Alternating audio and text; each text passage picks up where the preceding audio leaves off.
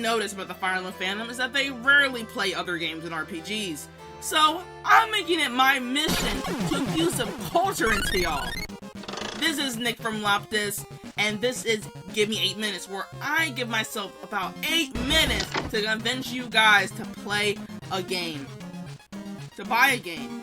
Just in time for the Steam Summer Sale. The game we're talking about today is Gnosia, one of the most exhilarating RPGs on the market. It just got an anime as well. And I want to figure out how to do a raffle. I want to give it away to one of my subscribers for the Steam Summer Sale. I don't really know how it's going to work exactly. Just read the description if you want to figure out how to get this free copy of the game. So let's begin. The main draws to me with Gnosia are its endless content, dynamic gameplay, and spectacular writing that you wouldn't get out of SQ if it's hung out.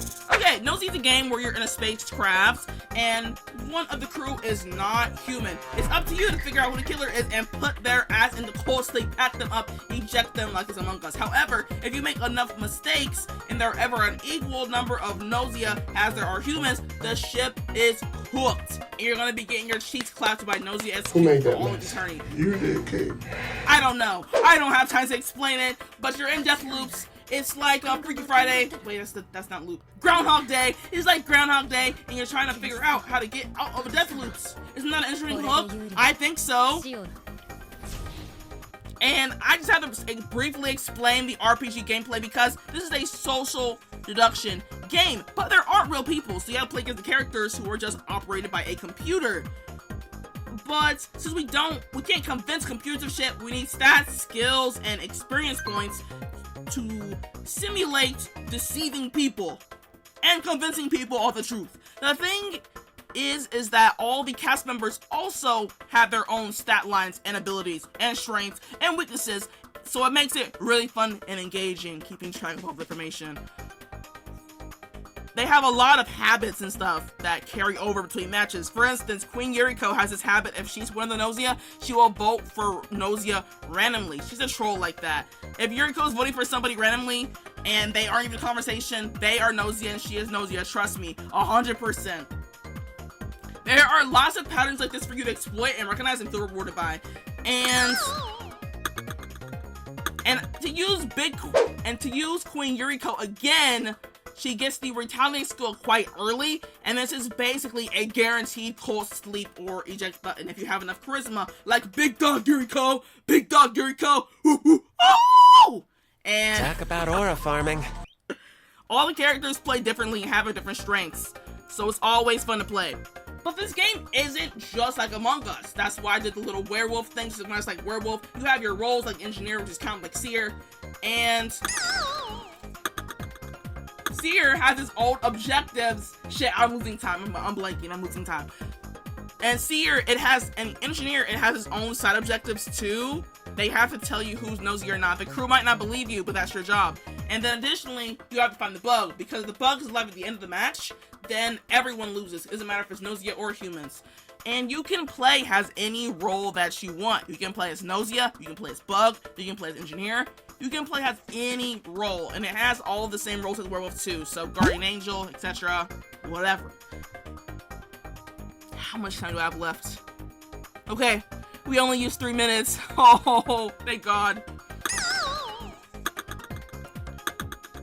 And when you play as Gnosia, you actually have to prioritize different skills, because as Gnosia, you're lying, but if you're gonna play crew, you're gonna be telling the truth. So you want things like logic, charisma, to like really convince people of the truth.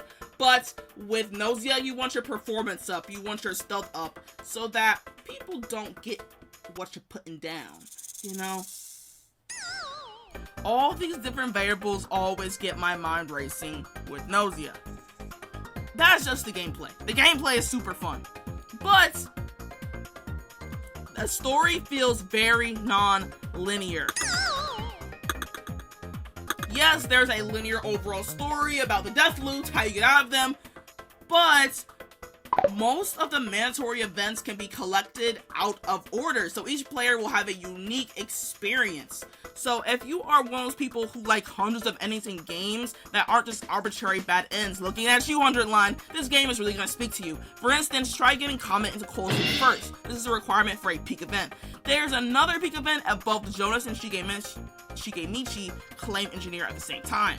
Each event is thoughtfully written and gives you insight into the characters and provides a lot of entertainment value to say the least. But you see with my examples, this game will keep you surprised with its non-linearity and story content, because there are lots of conditions like this that create a very diverse content which cannot be even accessed in the same save file.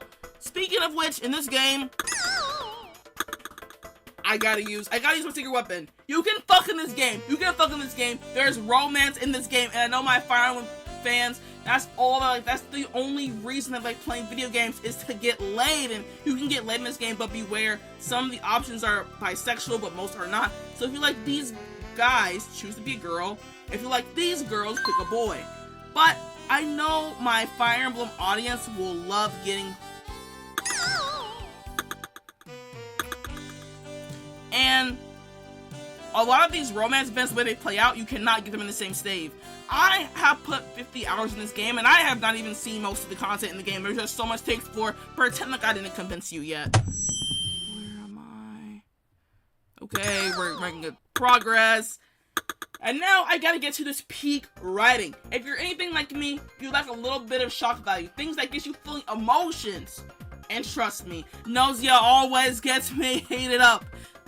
It got some M. Night Shyamalan tier twist, and the humor is pretty funny as well. You got Gina wanting to fatten up SQ, and Jonas is full on a lolicon in my opinion. And then you got my boy Rockio. They are a gem, sassy, arrogant, nobody ever puts up with them, always getting voted off the island because of it, and the anime even showed this as well. Foolish! It's comical how most of the characters turn on them. I'm telling you, the characters have habits and personalities. It's so immersive. All the special events stand out and are distinct, and I'm not giving shit away. You can't make me. But the ending had me shook, because it's like, damn, this is how y'all are moving? It's fucked up. Trigger warnings for rape, slavery, sex dolls. This is not a light game, and I'm not joking. My jaw dropped, okay? Gnosia really be having dark stuff in it, but it's handled well, and it's not just haphazardly in there all the time. Like, you know when people make characters, sex offenders to signify they're a bad person, don't really explore the trauma of sexual assault? Gnosia does that. It actually explores the trauma, and it's not just there for the sake of it. Also, this game is very smart for people who like things like, oh my god, I have a minute left. For people who like smart games that make you think it has some strategic depth to it, Gnosia has this here. They have a mechanic called definite human, definite enemy checks. This is the easiest way to get people to do what you want, because no other option is logical. Say that enemy makes a mistake, you get to press definite enemy and pack their ass up instantly. For instance, say an engineer, someone who claimed an engineer, said somebody's Gnosia and that person ends up dead. Well, Gnosia can't die, so that means their ass has been lying and they are not the engineer. Pack their ass up. That's just a small example, but I am on the Gnosia Reddit, and sometimes the internal logic of the game is so complicated that people are like, wait, how is this even definite enemy? I don't understand. How Gnosia rewards you for paying attention. This is peak shit right here, okay? And we got characters from different backgrounds. We got Beluga Whales in this bitch. We got lolicons. We got multiple non-binary, if you care about that sort of thing, and they actually don't focus on it, but people are not tolerant of them. And it's just like kind of like real life. Am I out of time? I think I'm out of time. Holy shit.